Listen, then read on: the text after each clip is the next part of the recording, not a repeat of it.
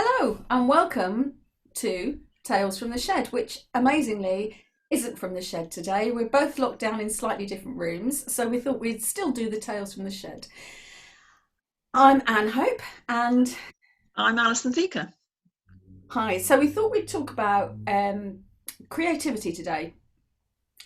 The thing about menopause is a lot of people think it has to be about symptoms, about change, and about giving up. And our sort of banging the drum is really talking about the healthy state that we're in, the normal state that we've had for 40 years or so, and then the wonderful changes that menopause. And people become very stuck on the symptoms of menopause and what happens, hot flushes and so on, and we talk about those because they do happen. But we also want to emphasize that they don't have to be bad, and a lot of this is great. And where we're going to is actually full of freedom and creativity because it's that kind of part of our life. So, Alison does a lot of this sort of work. So, tell us a little bit more about your secrets of unlocking women's creativity. Yeah, well, I think it was amazing for me. One of those kind of things when you kind of get, well, particularly when you get into your 40s, 50s, whatever it is, and you stop doing that thing every month, which drains your energy and all the rest of it. And for me, it was like, oh my God, what a relief. Fantastic. And I started doing all sorts of other things. I mean, as you know, I took up belly dancing, in my 40s. And then Was that when you were still sort of perimenopausal? Was it? Did you feel that? Tell me how that sort of got to you. Was it something you always wanted and suddenly found the freedom? What was that like? I think what happened there was that I think I went somewhere and there were some free classes, and I thought, oh, I'll give it a go and try it out. And the woman who was taking the classes said to me, "Oh my God, you're a natural." And nobody had ever said that to me about any activity in my entire life, about in terms of a natural. And I thought, this is great. And you get to wear sequins, hello. So what's the point? And what I then also discovered as a side product was that the posture is great, and what it means is it actually relieved a lot of the lower back pain that I've been having for ages. So it did all of those kind of things. And what it also did was give me that. What I find about belly dancing is it makes you feel more womanly because it celebrates all those bits which a lot of kind of bits in our culture really don't like. So all the blobby bits, all the things like that, if you're doing it, it's like, get it out there, it's fine, dress it up, stick a sequin on it, make it sparkle, great. What's not to love? And it takes place mainly in an atmosphere which is mainly women, and it's very supportive. And you might find people that are not very good dancers, but they've had the balls, or sorry, not the balls, but anyway, they've got up on the dance floor, and everybody's like, yeah, you've done it, you've got up there, girl. And I kind of had people in the troupe. I had a troupe for a number of years, and there were women that said, I've never done this kind of thing. I never even at school, I never even was, on the drama society or anything like that. I couldn't do anything like that. I can't stand up in public.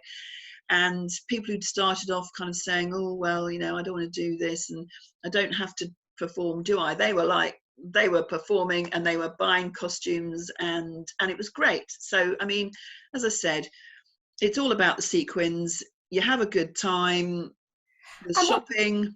when I've noticed it, when you've been doing it and demonstrating it at our days, well, at our seminars, is how many people find the relief of moving that section around the hips that has become quite stuck. It's kind of to do with our female reproductive organs. It's that sort of chakra energy, that sort of space, that sort of physicality.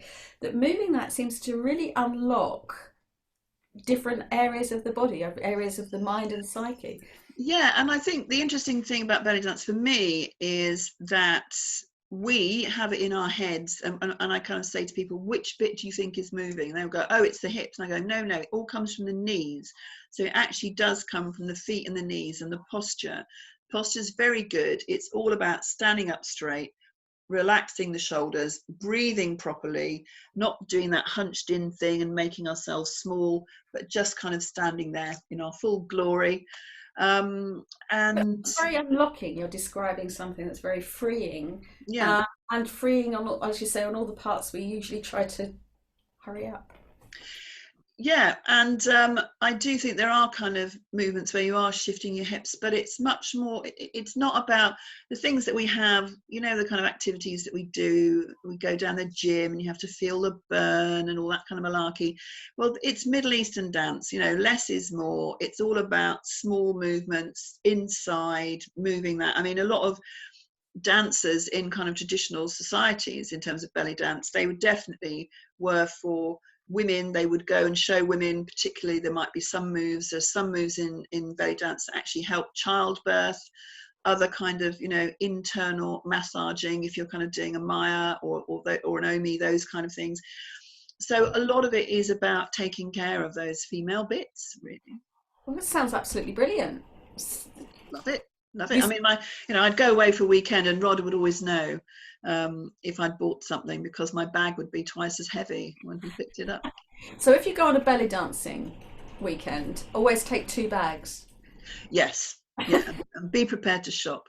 And Is that, I, carry on. yeah, I was No, going to say dressing up is part of the fun.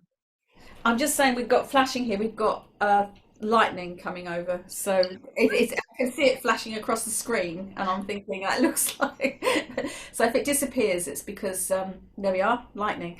Um, Just as yeah, well you didn't go to the shed then. just as well didn't go to the shed because it could be lightning. So yeah, so we could have some things hitting 5G or something, whatever it is. But we'll see what it is. Yeah. So, I mean, I think that for me, belly dance is great. It's freeing.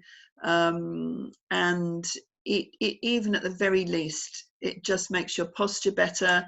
You know, you stand up straight, but you're relaxing, you're not tense, and, you know, you're much more grounded. You know, that's the way that it kind of goes. So, yeah. Well, that sounds brilliant. I should do some more. Yes, you are very resistant. I'm just not a very good dancer, but yeah, yeah, I understand that. So what else do you do for creativity? Well, I think I discovered a lot of kind of work encouraging creativity through this great book by Julia Cameron, which many people have heard about, called The Artist's Way, which is like a 12-week self-administered course in creativity, and it gets you to look at, because a lot of people have that thing about creativity, oh, I'm not creative, I can't do things. And she talks about, you know, what were the things that people said to you when you were younger that said you weren't creative in some way, and she gets people to just kind of download all of that. And there are some exercises about things like that, but one of the things that I was kind of looking at here was in a way of rediscovering your creativity, and even just thinking that being creative just frees us up to kind of approach life in new ways. And even now we're allowed out, you know, to go for our exercise, and At the there's moment, one thing where just appreciate your natural abundance. So when you're on your walk, you might pick up 5 flowers or 5 leaves, and press them when you get home, and just have that thought of abundance is all around us. Although we might feel quite restricted at the moment, we might just think about that, concentrating. We've talked before about this whole thing, what are we concentrating on, what are we bringing to ourselves? So thinking about that, if you're lucky enough to be by the beach, you can pick up 5 pebbles and put them on your windowsill. So those kind of things, just appreciating natural things. And by starting to appreciate that kind of creativity and abundance in nature, it is about then coming back and allowing us to start to free ourselves up, I think, creativity. so what might be a nice idea is if we actually do this today, and perhaps in the next one we could actually bring through some things that we picked up and some creativity, or in a couple of days' time, have a look at what we've picked up and what we've thought about, and see how that creativity affects us. Yeah. You know what we've done from that, because it no matter how long we do this, I think you never reach a point where it's not useful.